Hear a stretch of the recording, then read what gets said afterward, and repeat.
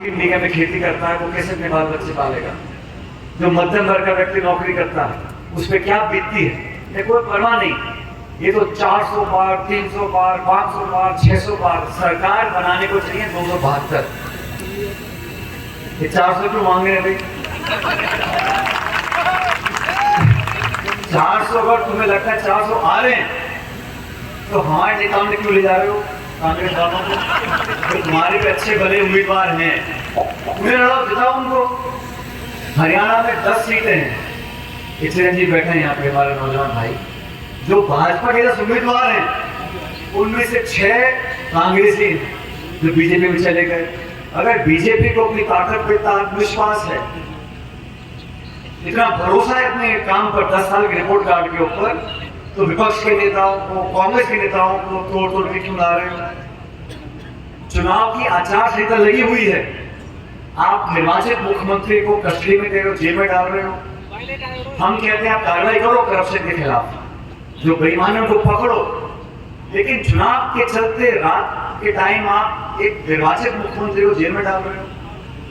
आप सबने देखा चंडीगढ़ में चुनाव थे मेयर के, वहां बैठा चुनाव अधिकारी हाथों से वोटों को खराब करा। सुप्रीम कोर्ट ने जब दखल दी तब जाके वहां पर न्याय हुआ। चुनावी बॉन्ड के माध्यम से हजारों करोड़ रुपए ले लिया, जैसे टीकाराम जी कह रहे थे, और कांग्रेस की पार्टी के आप खाते बंद कर दोगे। आप प्रमुख विपक्षी पार्टी कांग्रेस है, उसको चुनाव लड़ने देना नहीं चाहते, आप विपक्ष की आवाज को खत्म करना चाहते हो। 400 पार तो आए थे राजीव गांधी जी के 1984 में, क्या उन्होंने विपक्ष खाते सील कर दिए थे? क्या उस समय की कांग्रेस सरकार ने कहा था कि हम भाजपा मुक्त कराएंगे देश को? क्या कभी कांग्रेस या किसी भी सरकार ने आज तक कहा है कि विपक्ष का सफाया कर देंगे? जिस लोकतंत्र में विपक्ष सशक्त नहीं है वहां लोकतंत्र कामयाब नहीं। वोट डालने का अधिकार लोकतंत्र नहीं होता। अब ध्यान से सुनो मेरी बात, हमको वोट डालने का अधिकार मिल गया, हमने वोट पटक किया पेटी में, सिर्फ वो लोकतंत्र नहीं है। वोट तो रूस में भी पड़ता है, वोट तो पाकिस्तान में पड़ता है, लेकिन जो संस्थाएं देश में है जिनको 75 साल तक सीचित कर अलग अलग सरकारों ने इतना ताकतवर बनाया, उन संवैधानिक संस्थाओं का बेड़ा गर्क आप करना चाह रहे हो, उन संस्थाओं को खोखला बनाना चाहते हो, उनकी विश्वसनीयता पर प्रश्न चिन्ह लगाना चाहते हो। अपनी जेब के पिट्ठू लोगों को बिठाकर उन सब संस्थाओं को समाप्त कर कर आप आक्रमण की राजनीति करना चाहते हो, दबाव की राजनीति करना चाहते हो। इस पूरी भावना पर मैं भर्त्सना करता हूं, क्योंकि सरकारें तो पहले भी बनी हैं। अरे 2 बार बीजेपी जीती, 2 बार हम भी जीते थे भाई, 2004 2009 में, लेकिन कभी इतना घमंड, इतना आक्रमण, इतनी द्वेष की भावना, प्रतिशोध की भावना कभी देखी नहीं। जो जितना बड़ा होता है, जितना विराट होता है, उतना झुककर रहता है। कभी देखा परजता पेड़? बड़ा पेड़ होता है, फलदार पेड़ होता है, झुके रहता है, छाया देता है, फल देता है, लेकिन घमंड और अहंकार इतना बढ़ जाए, 200 पार 300 पार 400 पार 500 पार, ये चुनाव से दलित संसद में पहुंच जाएगा इसका नहीं। दो दलित के साथ में है तो मैं घुमाकर के कहा कि मैंने तो उनके गांव में विकास काम कराए। साथियों, जो आदमी आज इस मन से मीडिया के सामने झूठ बोले, सफेद झूठ, तो आने वाले वक्त में आपके साथ क्या करेगा इस बात को सोच सकते हो।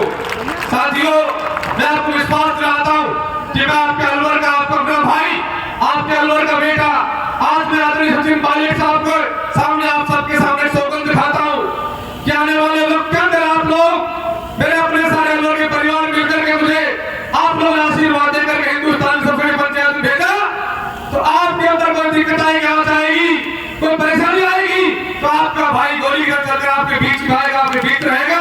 ये बात मैंने भी आप बीच में आया साथियों। साथियों, दूसरा प्रदेश एक बात कहता है, भारतीय जनता पार्टी और प्रदेश एक बात आपके बीच में कह रहे हैं गाँव में कि मेरे से तुम चुनाव के बाद मिलना हो, मुझे एमपी बनाने के बाद मेरे से मिलने आओ तो दिल्ली आ जाना, मैं रोज 8 से 9 मिलूंगा। साथियों, मैं खुले मन पर बात कहना चाहता हूँ आप सबके सामने, आप लोग मुझे 19 तारीख एमपी बनाकर भेजो, और उसके बाद आप लोगों को कोई काम होगा, कभी आपको एमपी की जरूरत पड़ेगी, आपका भाई आपके बीच खुद चल करके आएगा, आपको मेरे पास आने की जरूरत पड़ेगी। साथियों, आप सब लोगों ने देखा है कि किस प्रकार से हम लोग आप भी जगह लंबे समय से काम कर रहे हैं। आप देख रहे हो कि वो श्रीमान जी 5 साल मंत्री रहे, श्रम रोजगार मंत्री रहे, हमारे अलवर के लोग उनके पास गए, उन्होंने कहा सर कानून बनाइए कि लोकल को रोजगार मिले, उनको धक्का देकर भगा दिया। साथियों, आपने खुले मन से एक बात कह रहा हूं आप सबको कि हमने हजारों की संख्या में बिना कुछ होते हुए नहीं फैक्ट्री रोजगार लगाए हैं और आगे भी कोई नौजवान आएगा तो आप लोग लगाने का भाई काम करेगा, ये मंत्री बनने का देख को लगाने का काम नहीं किया। साथियों, आप सब लोगों ने देखा किस प्रकार से नौजवान के साथ छावा इस देश में करने का काम किया है। इस देश में अग्निवीर योजना बना करके लाए, 2 करोड़ रोजगार तो दिया नहीं, लेकिन 4 साल की फौज बना कर लाए। 17 का भर्ती होगा, 21 का रिटायरमेंट हो जाएगा। अगर देश की सेवा करते हुए शहीद हो गया तो तल पर तिरंगा नहीं मिलेगा, शहीद का दर्जा नहीं मिलेगा। इससे बड़ा जवानी का अपमान तो नहीं हो सकता। साथियों, नौजवान साथियों, आह्वान करना चाहता हूं इस मंच के माध्यम से कि 19 तारीख को आपके मान सम्मान स्वाभिमान का चुनाव है। अलवर के मान सम्मान स्वाभिमान की लड़ाई में आप सब लोगों का सहयोग और समर्थन चाहता हूं। आप लोग आने वाले 10 दिनों के अंदर अपने भाई को गांव-गांव जाकर आशीर्वाद लेने काम करना, गली-गली में घूम करके मेरी मदद करना। आपको विश्वास दिलाता हूं, आप लोग 10 दिन का समय मुझे दोगे, आपका भाई पूरा जीवन आप पर न्यौछावर करेगा, बात करेंगे आपके बीच में। साथियों, आया ज्यादा लंबी चौड़ी चर्चा किए बिना पुनः आपसे ये अपील करता हूं साथियों, क्या आप सब लोग मिलकर के 19 दलित बन करके इस ग्राउंड में उतरने काम करो। तो विश्वास से बात कर रहा हूं। भूपेंद्र यादव जी थे जिन्होंने उस खत को फाड़ के और ये कहा कि ये नौकरी कोई ज्यादा जरूरी है क्या? ये अलवर की जनता है, आपने जो खून का खत फाड़ा है, आपका एमपी का पर्चा यहां से फाड़ के ये जनता वापस भेजेगी। ये बात मैं आप लोगों से कहना चाहता हूं। जो लोग बात करते थे कि मैं देश का चौकीदार हूं, उसके सामने जनता की खून पसीने की जो कमाई को लेके ललित मोदी, नीरव मोदी, मेहुल चोकसी, विजय माल्या जैसे लोग चले गए और चौकीदार सोता रह गया। इलेक्ट्रोल बॉन्ड का बड़ा धंधा इन लोगों ने शुरू किया है, चंदे का धंधा। जो चंदा चोर है, आपको पता है इन लोगों ने किन किन से चंदा लिया है। इनने चंदा लिया है गाय माता का मांस निर्यात करने वाली कंपनियों से, इनने चंदा लिया है कोरोना की वैक्सीन बनाने वाली कंपनियों से, इनने चंदा लिया है उत्तराखंड के अंदर जो टनल ढही है उस कंपनी से, इन्होंने चंदा लिया है तमिलनाडु में जो पुल ढहा है उस कंपनी से, इन लोगों ने चंदा लिया है उस व्यक्ति से जिसने अरविंद केजरीवाल को फंसाया है। ये वो चंदा चोर है। ईडी, इनकम टैक्स, सीबीआई भेजते हैं, चंदा ले लेते हैं, बड़े टेंडर देते हैं, चंदा ले लेते हैं। ये हालत इनकी है। साथियों, हम पायलट साहब को सुनेंगे, हमारे नेता है, आप उनको सुनने आए।